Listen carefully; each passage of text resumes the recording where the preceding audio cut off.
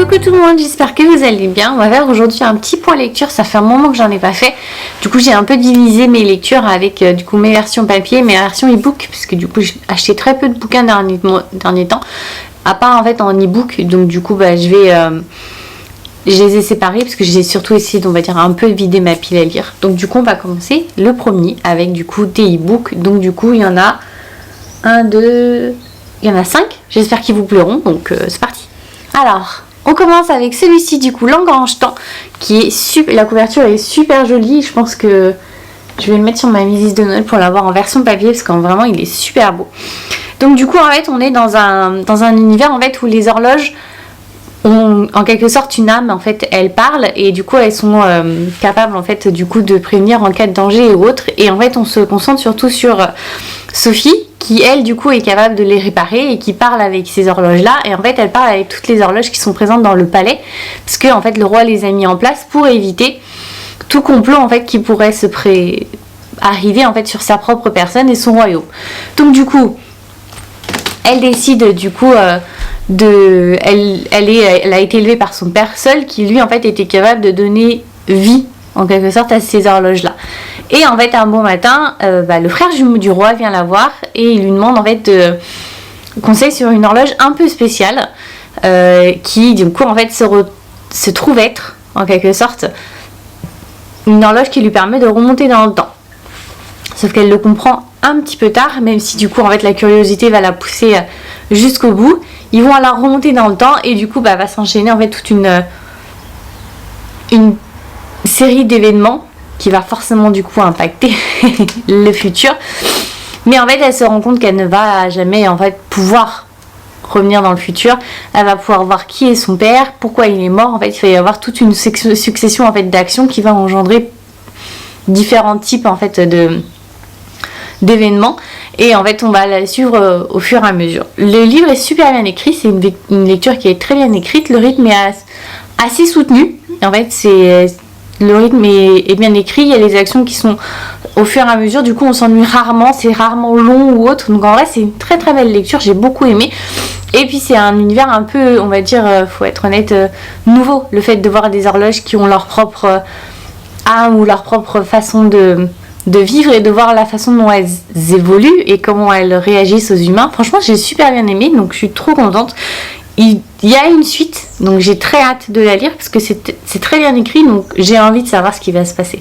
Ensuite il y a celui-ci, Entre terre et ciel. Celui-ci ça faisait un moment qu'en fait que je l'avais acheté en e-book et que j'avais juste commencé mais je l'avais jamais fini.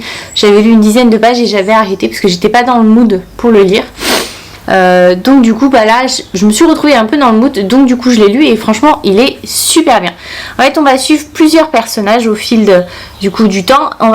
On va se trouver aussi dans le présent et dans le futur, donc il y a des retours dans le temps pour un personnage en particulier. Et en fait on est en quelque sorte dans un monde en fait qui est divisé sur plusieurs clans. Et du coup en fait chaque clan a un grand maître et du coup ils sont tous réunis et du coup en fait il va y avoir en quelque sorte, forcément vous vous en doutez bien, du complot, puisque un des personnages principaux est du coup la clé maîtresse de ce complot là, même si on le sait mais on s'en rend compte vraiment à la toute fin.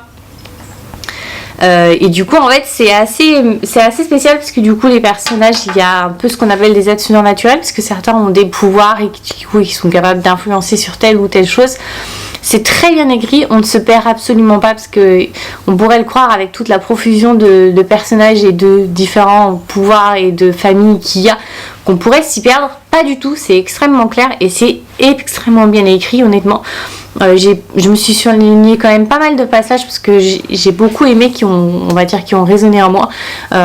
J'aime beaucoup, et puis on va dire que il y a 3 personnages principaux qui sont vraiment au cœur de cette histoire.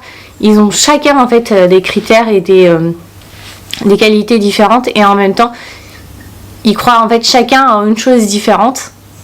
Et du coup ce qui va emmener en fait forcément à un conflit, puisque ils se retrouvent chacun du côté de la barrière, et le fait de voir ces deux barrières là et du coup de voir de deux choses différentes le monde dans lequel ils vivent, c'est assez franchement c'est assez prenant. Je me suis vraiment laissée prendre au jeu très facilement, donc c'est super bien écrit. Il y a un autre tome qui est soit sorti ou qui va sortir, je sais plus. Je vais pas tarder à le lire s'il est sorti, mais en vrai j'aime beaucoup, c'est super bien écrit, j'ai beaucoup aimé, donc je suis plutôt contente. Alors, pour le coup je suis déçue d'avoir autant attendu pour le lire. Ensuite, un peu de mythologie grecque avec du coup Ariane, du coup c'est on va dire une réécriture nouvelle du coup du mythe d'Ariane, qui est du coup la femme du dieu Dionysos, mais du coup qui est aussi la fille du roi et la sœur du fameux Minotaure et du labyrinthe. Donc on voit tout ça. En vrai, c'est quand on commence à le lire, c'est l'histoire des hommes avec un grand H, et après ça dévie un peu sur les hommes avec un petit H, et finalement en fait ça montre tout ce que les hommes avec un grand H ont pu supporter et supportent en fait dans toutes ces mythologies à cause des dieux, qui suffit en fait de dire ou de faire quelque chose qui leur déplaît, alors que ça n'a rien d'extraordinaire, et juste en fait de penser différemment, et ils peuvent subir en quelque sorte cette colère des dieux. On est beaucoup concentré au début sur elle, sur Ariane, et puis au fur et à mesure, plus vers les 3/4 on va dire, sa sœur apparaît, et c'est extrêmement bien de voir du coup en fait on voit deux versions du mythe qui s'affrontent.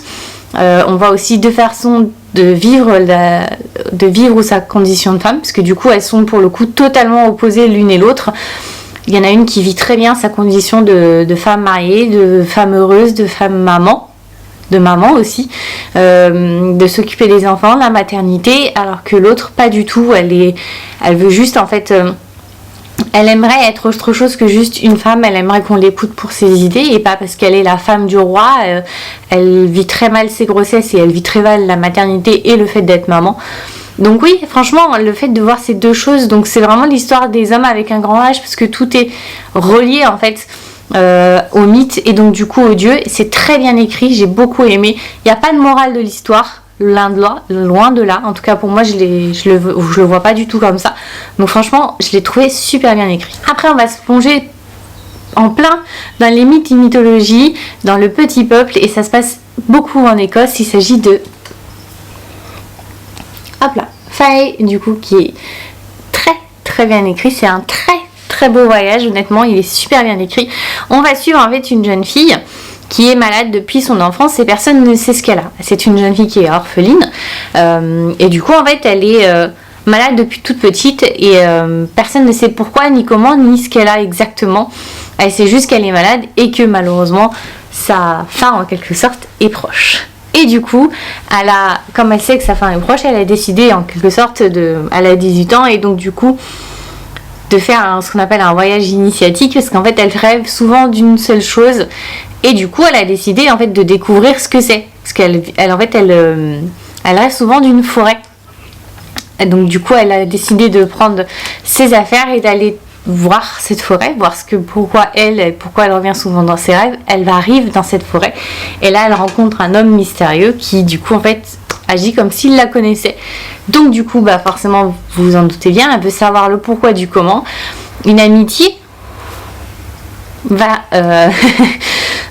se dérouler et se développer entre eux, parce que du coup elle veut savoir pourquoi, et lui en fait lui raconte une histoire, tout simplement son histoire à lui, mais elle paraît avoir un énorme intérêt et une énorme action dans cette histoire là, donc elle décide de continuer à le voir malgré tout ce qu'elle entend sur le village à côté de cette forêt, qui en fait pense que cet homme là en quelque sorte, et ils en parlent comme une légende en fait, comme s'il n'existait pas, alors qu'elle lui parle et qu'elle le voit et qu'elle le touche. Et du coup en fait elle va se retrouver au milieu en quelque sorte d'une grande haine entre deux familles, entre du coup le fameux jeune homme et la famille qui a décidé de l'héberger, pas si gentiment et pas sous on va dire juste sur le cœur, la main sur le cœur, parce qu'il y a une raison à laquelle, et donc du coup on va la découvrir au fur et à mesure de ce roman. Il y a énormément de passages et de retours en arrière, puisque du coup il lui raconte une histoire. C'est pas déroutant, ça va, ils sont assez bien écrits pour qu'on comprenne facilement, et qu'on se retrouve pas en fait un peu perdus, et ils sont aussi très bien écrits au point que ça du coup ne coupe absolument pas l'histoire et du coup l'action qu'il pourrait y avoir. Au contraire, c'est tellement bien relié et écrit que du coup en fait on comprend que le passé sans le futur, en fait le présent, ce serait impossible en fait de comprendre le pourquoi du comment. Donc c'est très bien écrit, c'est super bien fait. Je l'ai lu très facilement, je crois que je l'ai lu en une demi-journée, donc ce qui était rare parce qu'en ce moment je lis beaucoup plus lentement. Donc c'est pour vous dire à quel point j'ai été prise dedans. Donc en vrai il est très bien écrit, on se laisse transporter très très facilement. La fin est juste un bonheur, donc voilà. Et donc je suis extrêmement contente d'avoir découvert ce bouquin, et je pense que au vu de l'écriture de l'auteur, il y a 2-3 d'autres de ces bouquins que je vais lire sans difficulté. Ensuite, on passe sur un petit recueil de nouvelles en fait qui réunit plusieurs univers, mais qui ont tous en fait en quelque sorte un point commun, et qui est du coup l'amour, les différents types d'amour. Et franchement, c'est hyper bien écrit, je me suis laissée transporter très facilement, il est très facile à lire, et lui je crois que je l'ai lu en une nuit tellement j'étais absorbée dedans en fait. Il s'agit du coup de Brume et de magie, et du coup en fait on est plongé dans différents univers. Il y en a un par exemple où c'est une jeune fille qui est capable de voir et qui combat les fantômes. Elle va revenir en fait sur les terres de son enfance, qui est un orphelinat où il s'est passé d'horribles choses, et en fait elle décide d'y retourner pour en quelque sorte sauver les âmes qui y sont. Et en fait elle va se retrouver à devoir se sauver elle-même. Il y a ça, il y a une autre histoire d'amour entre une créature surnaturelle et un humain.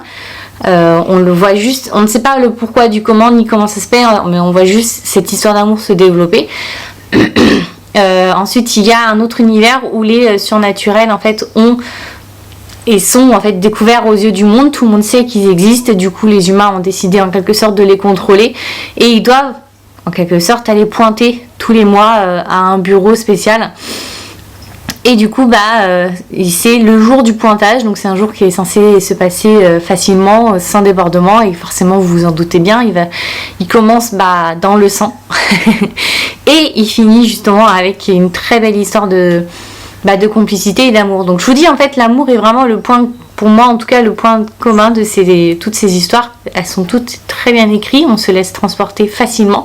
C'est un peu l'ambiance générale est vraiment spooky, donc c'est vraiment parfait pour pour la période. Donc j'ai vraiment bien aimé, c'est très bien écrit, c'est une découverte que j'avais mise en fait dans ma sortie du mois, et je me suis absolument pas déçue. Donc franchement il est super bien fait. Il s'agit de La Société très secrète des sorcières extraordinaires. C'est une des dernières sorties de chez Lumen, et honnêtement c'est un vrai petit coup de cœur. C'est une lecture vraiment doudou qui se lit très facilement, on se laisse emporter dans l'univers sans difficulté. Et déjà la couverture franchement elle est juste géniale, c'est super beau. Donc en fait on va suivre Mika, qui est une sorcière et qui en fait se réunit tous les mois avec du coup d'autres sorcières. Alors elles habitent toutes très éloignées les unes des autres, mais en fait une fois par mois elles décident de se réunir et de s'échanger, pas forcément que des potins. Elles discutent entre elles discutent de leur vie, comment elles vivent. Pour certaines, le fait de cacher leur pouvoir parce qu'elles sont en couple ou autre, elles s'échangent des recettes ou autre. Donc en vrai c'est voilà. Et donc du coup en fait c'est une sorcière qui gagne sa vie en étant sorcière sur le web. C'est très paradoxal, mais en fait elle estime que comme en fait très peu de gens croient aux sorcières, elle peut se permettre de jouer en quelque sorte à la sorcière sur le web, et que voilà, personne n'y croira de toute façon, puisque les gens n'y croient pas les 3/4 du temps quand ils disent que quand une femme dit qu'elle est sorcière, ou un homme ils disent qu'elle est folle. Voilà, donc elle le fait sans qu'il y ait trop de risques, jusqu'au jour où elle reçoit un fameux mail d'un homme qui lui dit en fait que il sait qu'elle est sorcière et il a besoin d'elle. Donc piqué au vif, au début elle a très peur, et piqué au vif en fait du coup elle va se dire j'y vais et je vais savoir pourquoi il a.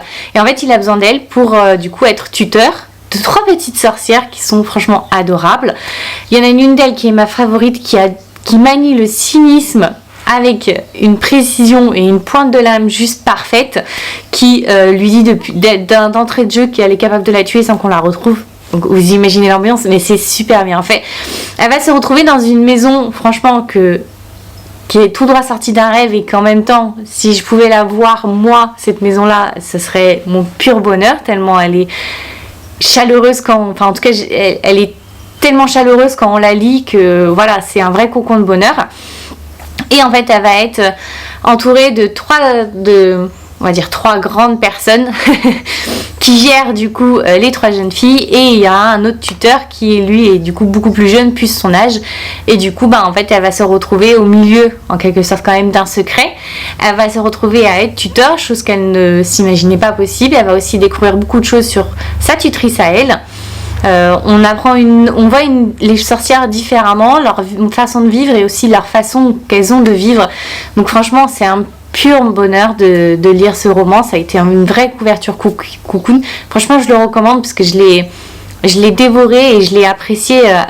Franchement, il est super beau. Il fait pas peur, mais c'est les sorcières et franchement, pour la saison, c'est juste parfait parce que c'est cocon comme il faut, et en même temps il y a des petites piques de cynisme comme par-ci par-là qui sont super bien écrits, et franchement j'adore cette petite fille qui manie le cynisme avec un telle facilité que j'aimerais pouvoir le faire. Et voilà, j'espère que ça vous a plu, n'hésitez pas à me dire si vous les avez lus ou pas, ou si au contraire je vous ai donné envie d'en lire, et on se dit du coup à lundi prochain pour une prochaine vidéo. Bye bye, bonne semaine.